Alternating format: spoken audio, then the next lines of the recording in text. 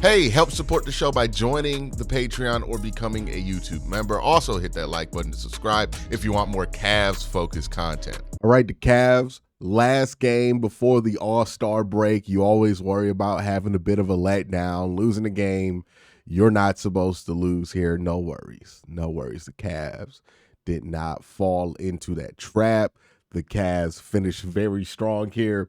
To tell you how dominant the Cavs were in this game, they put up 41 points in the first quarter. I don't think they dropped the deficit. No, they dropped the deficit in the third quarter. But they put up 41 points in the first quarter, had a 98.6 win percentage, and it only went up from there. I think the closest the Raptors got was like 18-point diff. The Cavs, for the second night in a row, have dominated a basketball game. And look, you expect to dominate a team like the Toronto Raptors. They're 17-38. You've beat them 3 times already.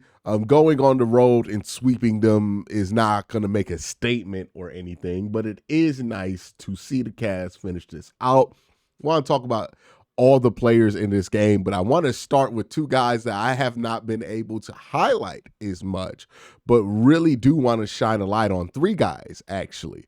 First is Sam Merrill, because he had a rough patch in this season, but I think he's coming out of it this month. He's been shooting the basketball much better. I think the last 3 games, I've been meaning to talk about him having a much better go of it as of recently. Look, if he can get going for you, because he has such a quick pull from that 3-point shot, and it's such a clean and pretty pull, if he can be a valuable part of your rotation or a piece you can go to if you need to make an adjustment in the playoffs, that's going to be huge. And especially with no Karis LeVert, you're going to look for other guys to step up in the rotation, especially during this period of time where it's not just Karis that's hurt, but not Karis. Karis ain't hurt. Karis got traded. It's not just Karis that's gone. You're down the body because you traded George Niang. Dean Wade's out, and so is Isaac Okoro. So we need some guys to step up on the bench. And Sam Merrill, 16 points off the bench, was huge for this Cavaliers team in the 26 minutes he's played. He is a solid enough defender to where I don't think he's a liability. He was 4 from 10 from 3. And I thought that he had himself a pretty solid game off the bench. Another player that I think we need to talk about is Max Strus, who had a really nice return. Came back into the starting lineup, started at small forward over Deandre Hunter, who I think the Cavs, as of right now, still want to use as a 6-man. We'll talk about how they use DeAndre Hunter in this game. I thought it was pretty nice to see. But yeah, Max Strus, 4 of 11 from the floor, was really hot to start this game. I think it was like 3 of 5 in the first quarter from 3. Ended the game 4 of 10 from 3, 14 points. Again, solid production, especially considering he's the other in the starting 5 when you have the core 4 going. So those 2 specifically, want to talk about them. Jalen Tyson is another one. Well, Jason Tyson is another one that I want to talk about as well. No, it's Jalen. It's not Jason. I saw the Y in there, thought it was Jason, like Jason Tatum. But Jalen Tyson, I think he shows a lot of promise because of his activity and his willingness to put his body in harm's way to make stuff happen. 17 minutes in this game. Defensively, I thought he played well, gave you good effort. Still has to find his comfort with the ball in his hand, but as a spot-up shooter, he's showing more and more promise. Was 2 of 2 from 3, both on spot-up shots. Thought that was really nice to see. Nice to see Jalen Tyson giving you productive minutes in this period where you're going to need him to step up because Isaac's out. So good to see there. Also, not just Isaac, but Ty Jerome was also out in this game, right? So you needed that backup. Bench scoring was nice to see there. Don't think it's anything major for Ty Jerome. I think they expect him back soon after the break. Now let's talk about the main guys. Now that we've gotten some love for some of the guys who don't get discussed every day. I thought Evan Mobley had a fantastic game. The stat sheet isn't going to scream it, right? 28 minutes was 6-11 from the floor, didn't make any threes, 12 and 15 and 5.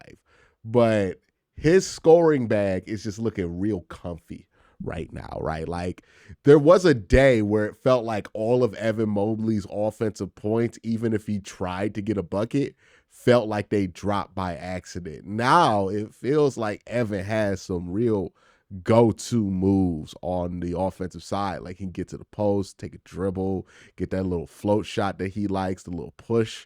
You know, I think he is getting to his bag quite comfortably. He is doing that against bigs now. Like he seems really comfy with his bag. I thought that was really nice to see. Had 2 blocks, also 5 assists, found the floor really well. Great game from Evan Mobley, strong double-double. Jarrett Allen, the garbage man, I talk about it all the time, man. Jarrett Allen, low-key kind of one of the most important players on the team because he just does all the other stuff, right? He cleans up so much, and he helps out. Even if Evan misses something defensively, Jarrett's there to fill it out. I think Jarrett had himself 2 blocks too. Being able to have that kind of rim protection on the floor at all times, I mean, it's just super valuable for this Cavs team. Jarrett had himself, 13 and 10, 3 assists as well, and a steal.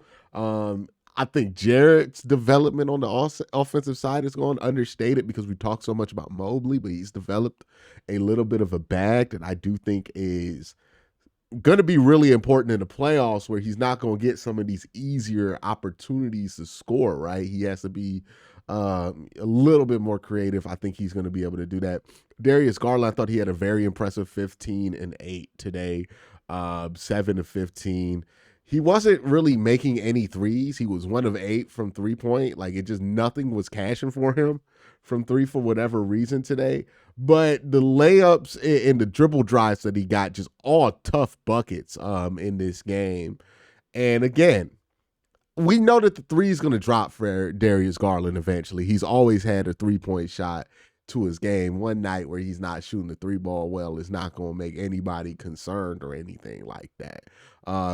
But what you want to see with Darius is just continuing to be aggressive, continuing to get buckets, even in situations where he doesn't have to, right? You don't want to get him in a mindset of being too passive, which sometimes in previous seasons, Darius Garland has fallen into the category of.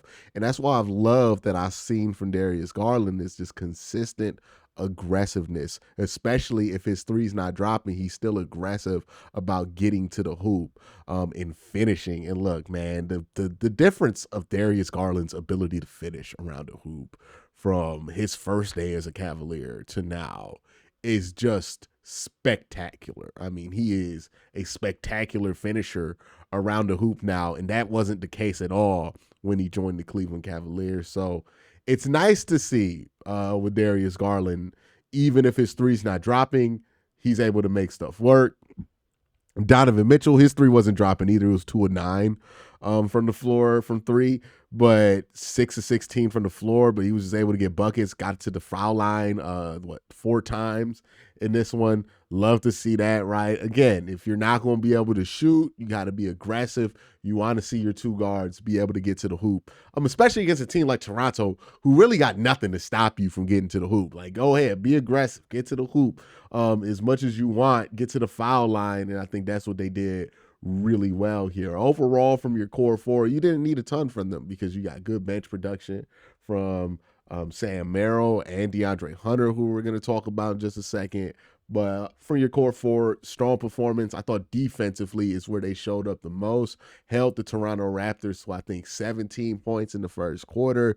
Again, I'm going to say this every video. It happens when the Cavs play defense. They're the best basketball team in the world. And they continue to play defense. And what it looks like the DeAndre Hunter signing has done. And keep in mind, we have not seen this with Isaac Okoro back in the lineup. We have not seen this with Dean Wade back in the lineup. We have not seen this.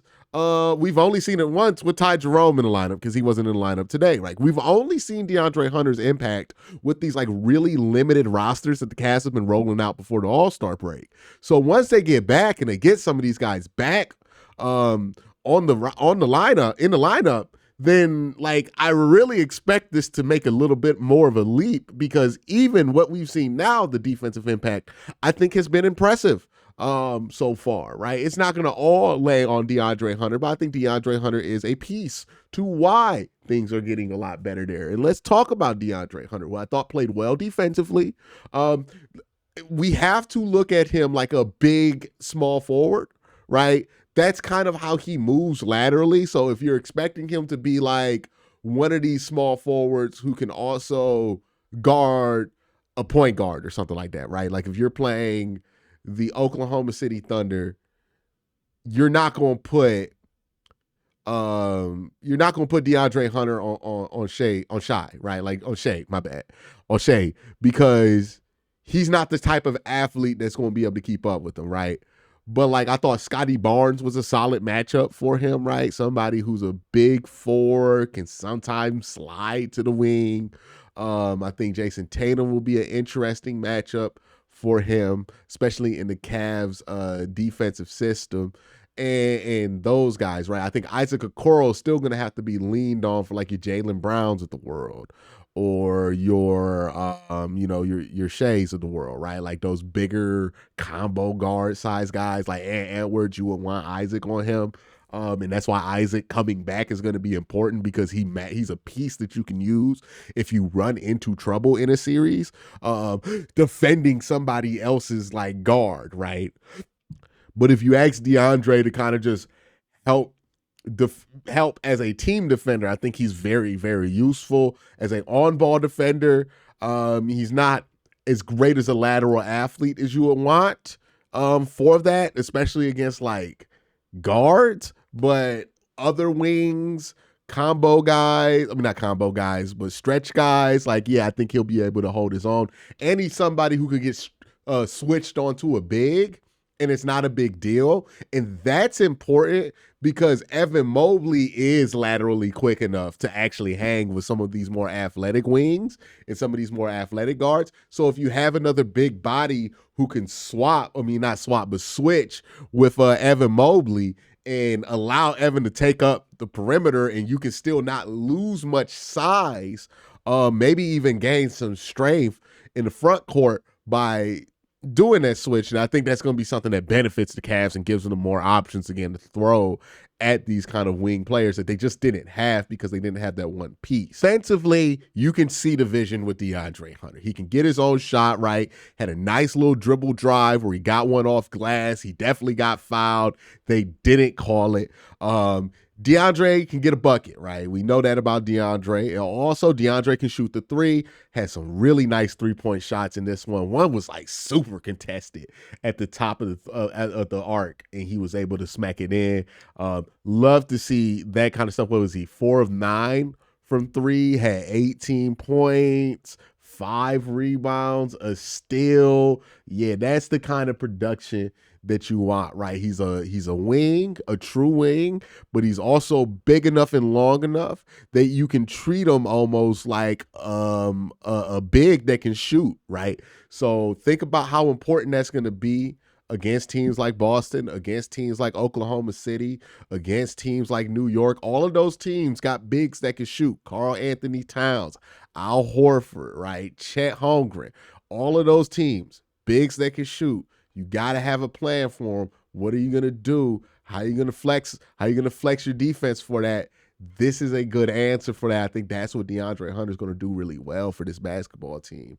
Cavs can end the month of February with more wins than they had last season and start the month of March with 50 wins. Think about that, right? I think it took the Cavs until like the last month of the season, like mid to late April, to be able, not late April, that's when the playoffs start, but early April to be able to win 50 games. So to get there like a month, almost a month and a half ahead. By the way, it was nice to hear Austin Carr. As much as I love Brad Daugherty on these broadcasts, Austin Carr, you know, I'm an old Cavs fan, I guess. I'm over 30. Well, I'm not over 30. I'm about 30 now. And I grew up on Austin Carr calling the game. So it was nice to hear him. But also, I think he said something pretty impressive, pretty on point here, which was the Cavs this year, the difference between them and this team last year is that they be passing these tests that they be going through, right? There were these moments last year where like everybody would be having their focus on the Cavs, and then the Cavs would just have a stanker. And the Cavs have dropped a couple of stankers on national TV, right? The Celtics game that just happened, the last Thunder game that happened, right? Like they've had their share of stinkers, but they've showed up in those big time moments as well, right? Coming back against the Boston Celtics, and beating them. Also beating the Oklahoma City Thunder the first time they played them. So, the Cavs, like, they do a better job of passing these tests, right? How are you going to play against a team that nobody expects to beat you? You're favored by 14 points, and you're one game away from going into the All-Star break. Like, how are you going to go against that team? And they beat that team that they were favored to beat by 14, by 20 plus. That's what I mean by passing this test. Another thing I will talk about that I think is significant. The Cavs had a problem during this, before they traded for DeAndre Hunter, of getting these 20-point leads and surrendering these 20-point leads before the fourth quarter. It happened more than a couple of times. Now, we don't know for sure. It's only been 2 games.